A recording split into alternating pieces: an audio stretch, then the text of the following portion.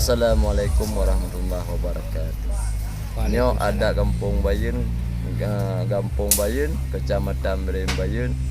Dari semua masa berlakunya kanun diresam di kampung, hampir orangnya hana berubah membecut. Manteng bersatu dari muda tu baru tua. Ura malam bekerja bersama-sama. Wate masa acara baik urung meninggal, baik pesta perkawinan.